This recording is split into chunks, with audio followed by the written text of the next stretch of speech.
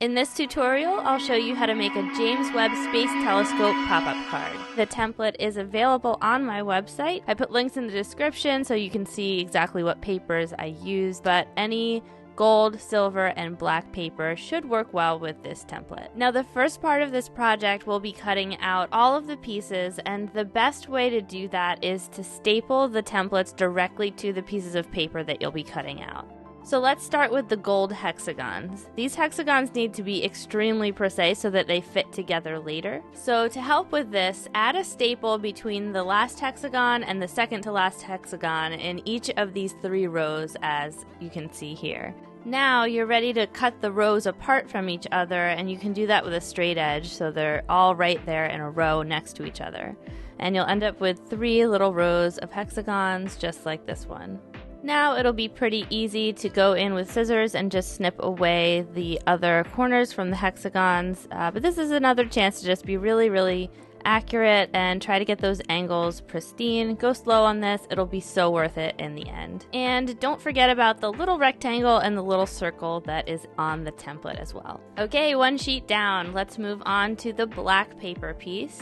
Again, let's staple our template right to the black piece of paper and start cutting out the interior shapes first. Use an X-Acto blade and a straight edge if you have one to make these cuts nice and tidy. So we have the 2 rectangles and the Eiffel Tower looking piece. And now it's time to score. Every one of the dashed lines throughout the template needs to be scored. If you have a bone folder, just use that to press into the paper so that that line transfers to the paper below. If you don't have a bone folder, just use a pen to do the same thing. You should get the same result. Now the shapes are ready to be cut out, so go ahead and cut along all of the solid lines throughout the template. And take note that there is this solid line in the middle of the rectangle there so that you can have these little feet on the end of this piece. Go ahead and repeat the same steps for the silver paper. Staple the template to the paper, score all of the dashed lines, make a little indentation where the center mark is so that you can reference that later, and then cut out the interior little rectangle first, then cut out the shapes from the rest of the paper. It's fold-in time! Fold back and forth on all of the score lines on the support piece.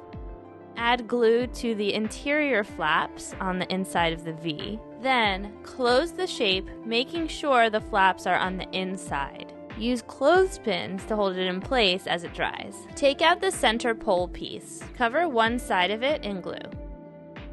Then fold the outer flaps in.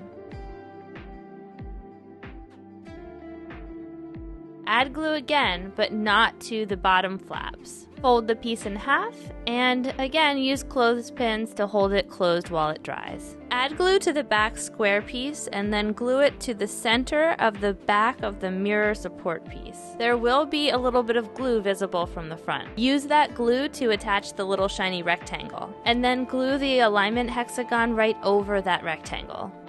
Fold the sun shield in half and add glue to the bottom of the center pole piece. Locate the center mark that you made before and glue the center pole piece in place. Add glue to the outside of the outer flaps of the support piece. Open it up and place it over the center pole. Align this piece so that the edge of the flap is flush against the edge of the center pole piece's flap. For reference, that's about 3/8 of an inch from the center fold of the card. To make sure that the card folds flat, glue this piece to one side and then close the card so that both flaps are glued exactly the same distance from the center. Use clothespins to clamp it in place and set it aside to dry. Fold the 2 flaps on the mirror support piece back. We'll make this vertical row of hexagons first. Add glue to a gold hexagon and align it using the alignment hexagon so that it sits flush against it. Repeat this for the other tiles in the vertical row. For the remaining tiles, place glue only where you see glue and not where the X is. These tiles will wrap over the folded edge and we don't want it to get stuck. Fill up the next 2 rows with the tiles. And use the same principle for the outer tiles. Glue the small gold circle on the arm on the same side of the paper as the other gold tiles. Look for the score lines on the arm and fold it down. Then fold the other score lines around the center piece and locate the score line at the end of the arm and fold that down as well. That will attach on the back, in the center, on the other side. Add some glue and glue it in place. Fold the arm upward so that it folds flat on top of the mirrors. One thing that might be tempting is to just pull up, but what you need to do is fold it around back and only crease it when it's flat against the back of the piece. This will ensure that the card will fold down perfectly flat when you close it. Now the arm will act just like the James Webb's arm to bring that center mirror into place. And now it's time to put all the pieces together into the final assembly. Open up the sun shield and support piece and add glue to the top 1.5 inches of the center pole. Position the mirror on the same side as the glue, face down, and make sure that it doesn't go over the edge of the card. Move the arm and side mirrors out of the way and then close the card to attach the pole to the mirror. It's correct that the mirror piece slides over the silver center support piece when the card is closed. To prepare the James Webb for launch and this card for gifting, fold the mirrors back and the arm over the mirror, then tuck the entire thing safely inside. When your gift recipient receives the card, they will open it up, unfold the mirrors, unfold the arm, and maybe that'll help them understand how the James Webb Space Telescope works. I've also included some pre-made sentiments for you to print out and add to the card if you'd like. And the card does fit into a standard A7 envelope for shipping to space. Thanks so much for making this card and watching all the way through.